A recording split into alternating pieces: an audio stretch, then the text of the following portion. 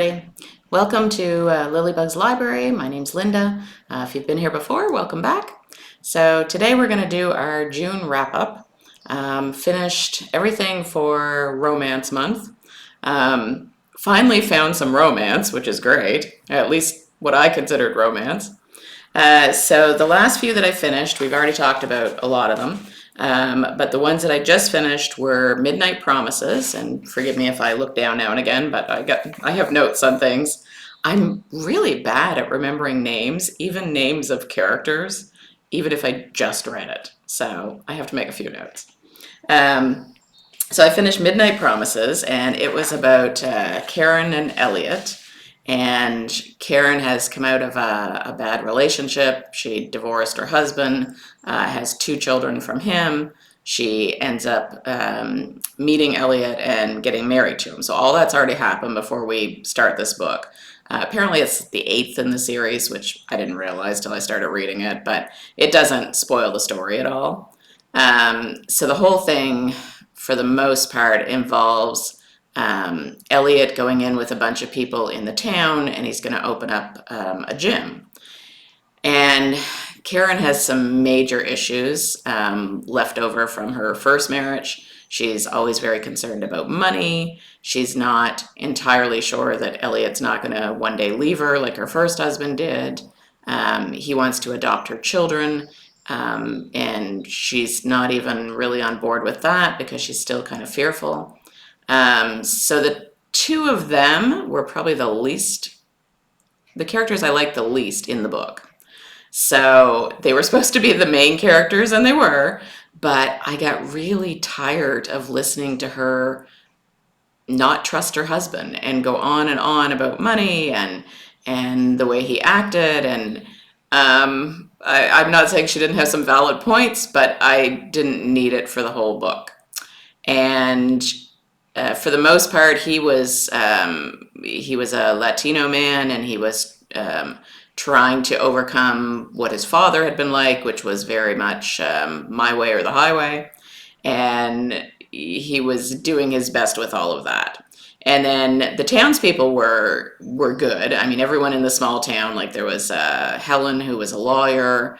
There was Frances, who was like 90 years old, and she was worried that she was getting Alzheimer's. And, they had some good secondary characters, but the main characters I just wasn't a fan of. And, I mean, yeah, there was some romance in it, but it's not, I wouldn't call it a romance.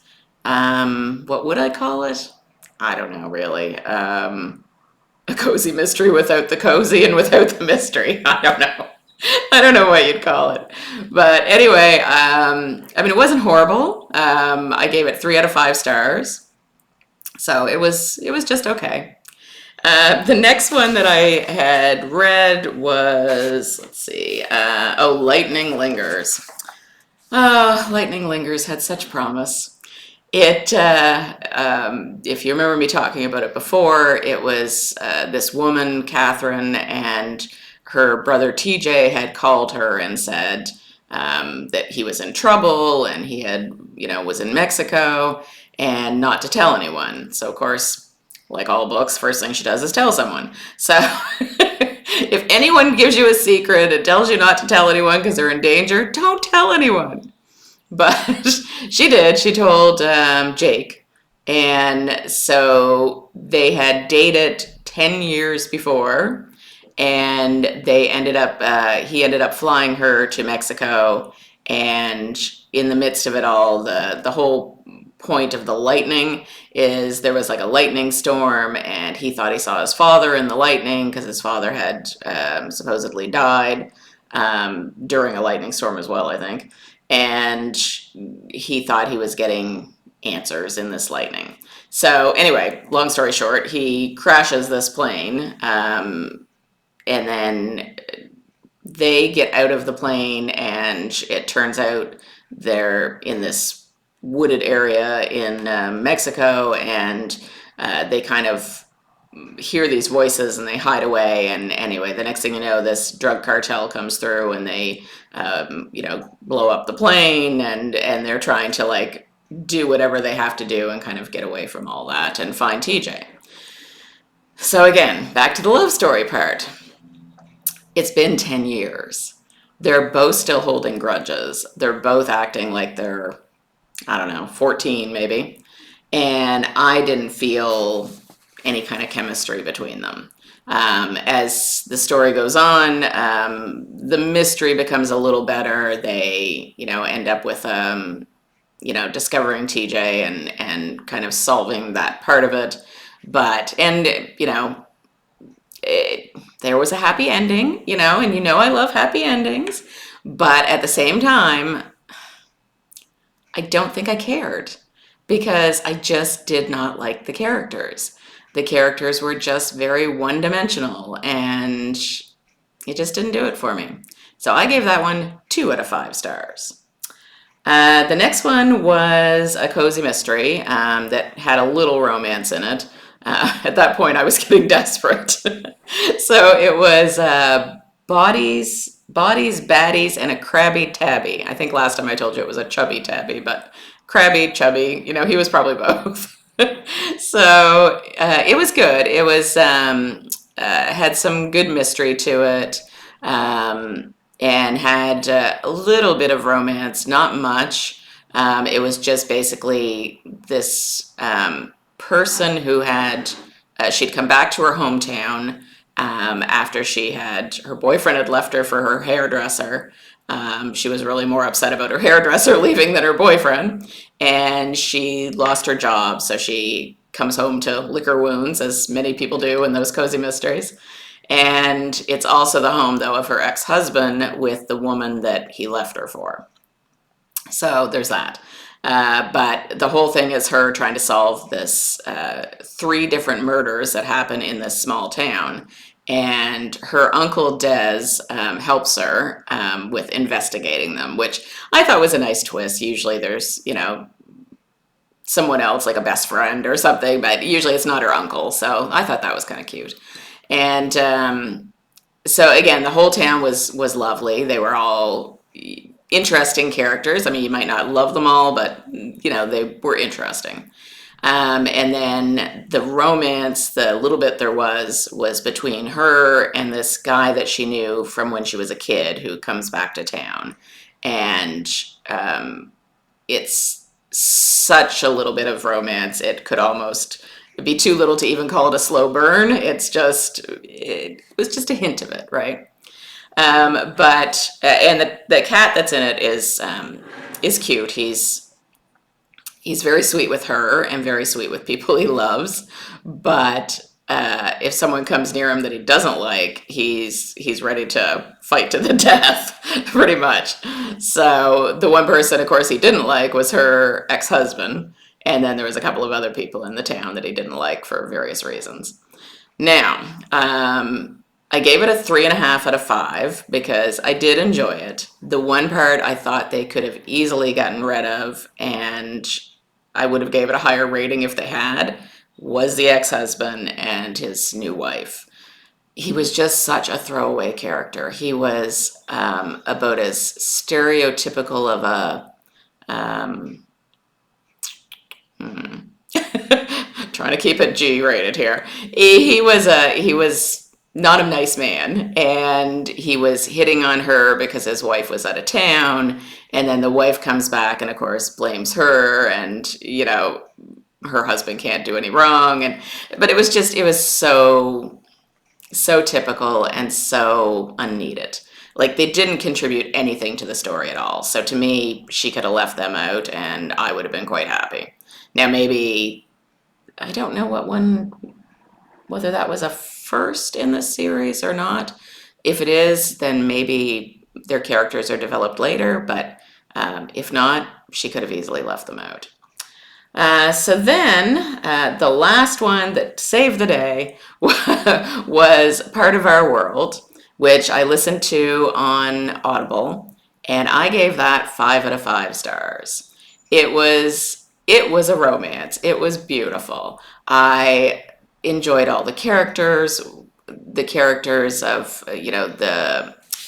the couple who were called Alexis and Daniel, and I also enjoyed the small town around them and all of that. So Alexis starts out, she has been in she tried to avoid a raccoon as she's going from someplace where she went to a funeral. She's going from there to home, ends up trying to avoid this raccoon and ends up in the ditch. So this guy comes along and offers to pull her out of the ditch. And she says, oh, it's okay. Like, I called a tow truck. And he's telling her, like, I know the tow truck driver. He's about, 4 beer in. He's not going to be here for a long time. Just let me do this. So she does. And then later on, an hour or two later, I guess, after all that's done, she ends up in the local bar because I don't know if she came there to get a drink or she came there to get food or, whatever the reason was. And he's in the bar along with all his buddies, including the tow truck driver. And he comes over and talks to her in the bar and tells her that, like, be careful because, my buddies are trying to see, if they can get you to go home with one of them. They have a bet going, so, I'm just warning you. And she asks how much the bet is, and he tells her, and she said, well, why don't you just sit with me for a little bit, and then we'll leave together, and you win the bet, and we'll split the money. And so anyway, he laughs, and they do that, and things kind of evolve from there. And then later on, it's not a big spoiler to tell you this. It all happens pretty quick, but we find out that her ex has been abusive to her in subtle ways to make her feel like she's stupid or not worthy. He's breaking down her self-esteem. Turns out her father isn't really any better. So it's her trying to kind of live 2 separate lives for a while and try to deal with all this and figure out, how this guy from the country, Daniel, that she met, could possibly fit into her world because she's a doctor and her friends are not the same as his friends, and so there's a really good romance to it as they try to kind of navigate all those waters and figure out how they fit together. And he is absolutely adorable. He's so sweet and does his best to try to make everything work. And it really was enjoyable, and it did have a trigger warning. Well, not really a trigger warning. It had a warning at the beginning of the audiobook about how there was resources about domestic violence and things. And so when I first listened to that, I thought, oh, am I going to be able to read this? But it was, I won't say it was a small part of the book, but